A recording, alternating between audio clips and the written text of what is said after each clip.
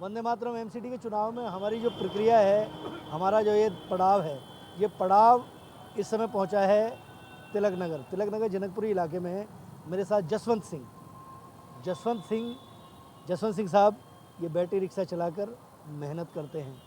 मेहनत कर कर 75 साल की उम्र है, 74 साल की। हाँ। 74 उम्र है मेरी, 70 साल की उम्र है। कोई नहीं पूछता, ना हमारी पेंशन लगी ना कुछ लगा। गवर्नमेंट झूठी है एक नंबर की, कहते हैं पेंशन लगे, कोई पेंशन लगी अच्छा, एमसीडी के चुनावों में मुद्दा क्या लग रहा है यहाँ? कुछ नहीं जी, हमारे को तो कुछ समझ नहीं आ रहा क्या मुद्दा। ये कहते हैं विकास पता नहीं हुआ कि नहीं। भैया ठीक कह रहे हैं ये?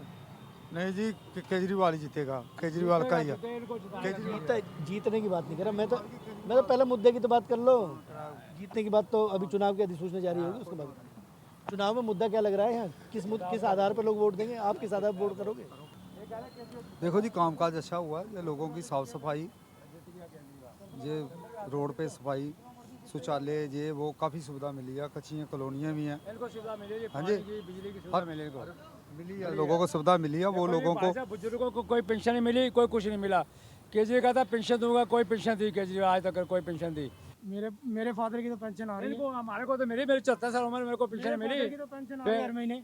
तेरी यार हमारे कोई आए नहीं। दरवाजा नहीं मेरी मिसिस की ना मेरी कोई पेंशन नहीं। दरवाजा नहीं खटखटाया होगा ना? खटकाया कोई सुनता नहीं है, सब ऐसे ही है। भैया क्या प्रक्रिया है पेंशन मिलने की? कोई दे नहीं पेंशन अभी तक। पेंशन हर महीने नहीं, कैसे कहीं जाके उसका फॉर्म वार्म तो भरना होगा? कोई फॉर्म नहीं, वो फोन पे मैसेज आता है, अपना बैंक से लेके आते हैं।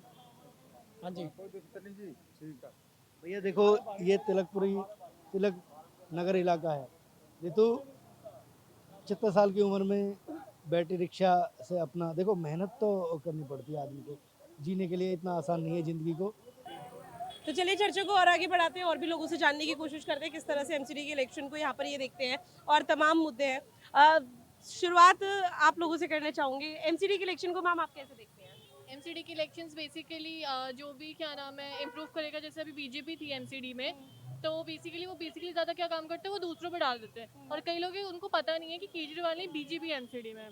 हम चाहेंगे केजरीवाल आए, क्योंकि उन्होंने जैसे स्कूल का बहुत विकास करा, बाकी सब चीज़ों को, एजुकेशन को बहुत ध्यान में रखा। मुझे यकीन है कि जब केजरीवाल आएंगे तो वो और क्या नाम है एमसीडी को आगे लेके जाएंगे और दिल्ली का ज़्यादा डेवलपमेंट होगा। आपके क्षेत्रीय मुद्दे क्या है? मेरे जैसे देखो, स्कूल हो गया, एजुकेशन हो गया, बहुत इंपॉर्टेंट है, एम्प्लॉयमेंट हो गया, बहुत इंपॉर्टेंट है, और रोड वगैरह, इन सब चीज़ों का ध्यान जो भी है उसको ढंग से, जैसे लोग काम करते हैं बट उसको ढंग से नहीं करते, तो ढंग से हो तो वो ज़्यादा बेटर होगा। महिला सुरक्षा को लेकर या बिल्कुल, वो तो है ही, दैट्स लाइक, वो तो है ही।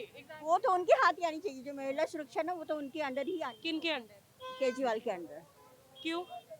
क्योंकि ये तो आपको भी पता है, कोई सुनवाई होती ही नहीं है। जो इस टाइम गवर्नमेंट चल रही है ना, उसके खिलाफ तो लेडीज के लिए कुछ हेल्प है ही नहीं है। जो एक्चुअली काम करे, जिसने रिजल्ट दिया है ना काम करके, जो काम के बेसिस पे अपना कहना वोट मांग रहे हो, केजरीवाल ही है अभी तक। तो मतलब ये मान के चले कि बदलाव की बयार बहनी चाहिए। हाँ जी। तो देखिए, बदलाव की बयार बहनी चाहिए और भी यहाँ पर और लोग हैं, उनसे जानने की कोशिश करते हैं। सर, एमसीडी के इलेक्शन को कैसे देखते हैं आप? केजरीवाल कौन कौन से क्षेत्रीय मुद्दे हैं? जी, कौन कौन से क्षेत्रीय मुद्दे हैं?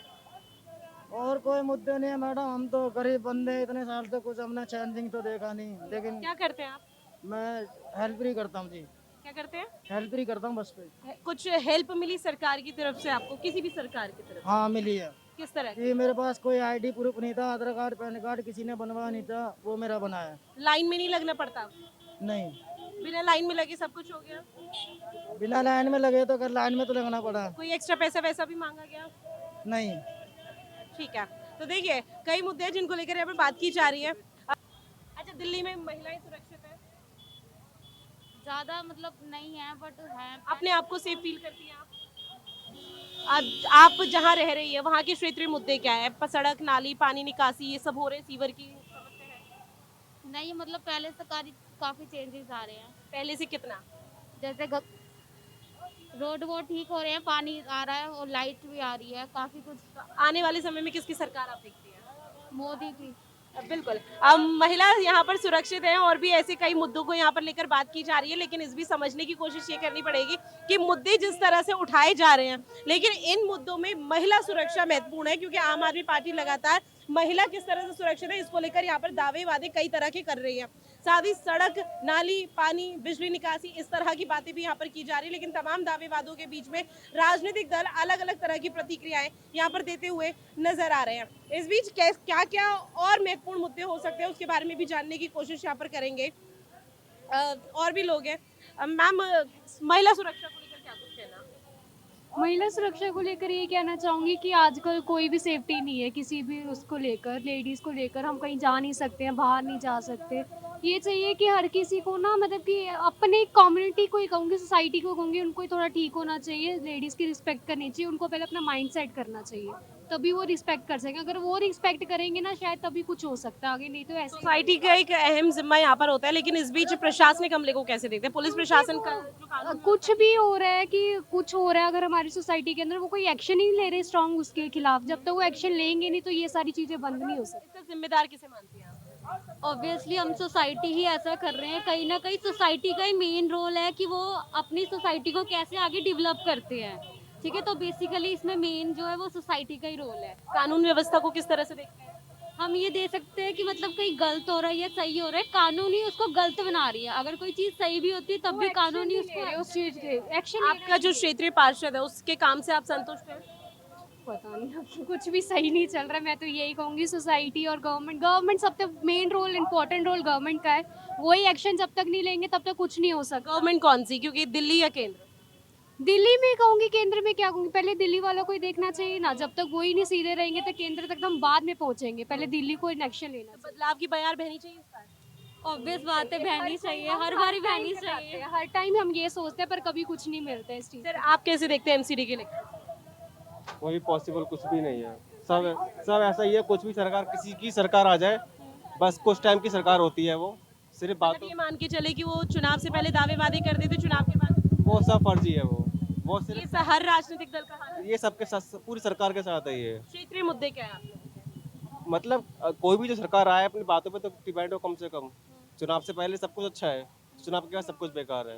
लेकिन क्षेत्रीय मुद्दों पर अगर नजर डाले, किस तरह के मुद्दे थे? आज के टाइम पे देखा जाए तो अभी जो केजरीवाल जो कर रहे हैं, ये दारू पे इन्होंने भंडारा बांट रखा है, और जो बाकी जो पब्लिक है उनके राशन का देखो कितना चल रहा है, महंगाई चल रही है। वो बियर शॉप को उन्होंने 5 स्टार बना दिया है और वैसे कोई कहीं देख नहीं रहे हैं क्या व्यवस्था है कि कूड़े पड़े हो ये पड़े, कुछ नहीं देखा जा रहा। बियर शॉप को इतना 5 स्टार बनाने की मुझे नहीं लगता कि ज़रूरत थी ऐसी।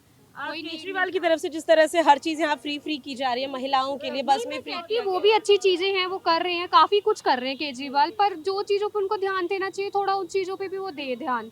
अब जैसे मेरे को नहीं लगता ये पैसा वेस्ट है, वो उनकी जो 5 स्टार बना रहे हैं बियर शॉप्स, वो कोई यूज़ की नहीं है, वेस्ट है। मैम एक रिएक्शन आपसे भी लूंगी। शराब के मुद्दे को लेकर यहाँ पर कई तरह की बातें की जा रही है कि केजरीवाल सरकार में शराब का बेधड़ल्ले से खोली जा रही है ठेके, किस तरह से आप देखते हैं? शराब के लिए हाँ। ये तो बेकार है, बंद कर देना चाहिए। तो किस तरह से बंद हो सकती है, क्योंकि अब तो बहुत ज्यादा खुल चुके हैं। हमारा तो ये कहना है कि लोग पी पी के बिगड़ रहे हैं, बंद कर दो इसे। अच्छा, महिला सुरक्षा को लेकर आप क्या कहती हैं?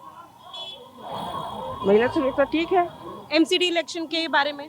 अच्छा, एक घरेलू महिला आप यहाँ पर है, कामकाजी महिला है, तो ऐसे में सड़क, नाली, बिजली, पानी ये एक महिला बहुत बेहतर तरीके से जानती है, तो क्या विकास हुआ इस तरह से? हाँ जी हुआ, किसके राज में? केजरीवाल के थैंक यू मैम, आपने बात की और यहाँ पर जो भी मुद्दे हैं उनको उठाया जा रहा है प्रमुखता से और महत्वपूर्ण से अपनी हर कोई बात रखता हुआ नजर आ रहा है, लेकिन इस बीच जानने और समझने की कोशिश यहाँ पर करनी पड़ेगी। और भी कई दावे वादे यहाँ पर किए जा रहे हैं, लेकिन उन दावे वादों के भी और कहा यह भी जा रहा है कि चुनाव के दौरान जिस भी तरह के दावे वादे यहाँ पर किए जाते हैं, तो चुनाव के दौरान तो यहाँ दावे वादे कर दिए जाते हैं, लेकिन जब चुनाव पर अमली जामा पहनाने की बात होती है तो वो अमली जामा नहीं पहनाते। तो इससे समझा जा सकता है कि चुनाव से पहले यहाँ पर अपने मतदाताओं को लोक लुभावन तरीके से अपनाया तो जाता है, लेकिन उसको धरातल पर अमली जामा नहीं पहनाया जा रहा। इस बीच राजकुमार चौधरी भी हमारे साथ, मेरे सहयोगी यहाँ पर मौजूद है। सर, कई तरह के यहाँ पर समीकरण बनते और बिगड़ते हुए नजर आ रहे हैं, लेकिन जो अहम मुद्दा है वो है शराब का, महिला सुरक्षा का, क्योंकि ये दो महत्वपूर्ण मुद्दे हैं जिसको लेकर हर राज्य सरकार हो या केंद्र की कोई सी भी तमाम सरकार हो, हर राजनीतिक दल इसी तरह के दावे वादे करता है और कोशिश करता है कि आधी आबादी यानी महिलाओं को साधा जा सके, लेकिन जब वो ही अपने आप को सेफ फील नहीं करे तो कैसे वो महिलाओं को साध सकेंगे? बिल्कुल, तो क्योंकि अभी हम लोग बिल्कुल पूरी तरह से पाश्चात्य रंग में नहीं रंगे हैं और हिंदुस्तान को आज भी एक हिंदुस्तान की एक संस्कृति, एक सभ्यता के तौर पे उसको माना जाता है।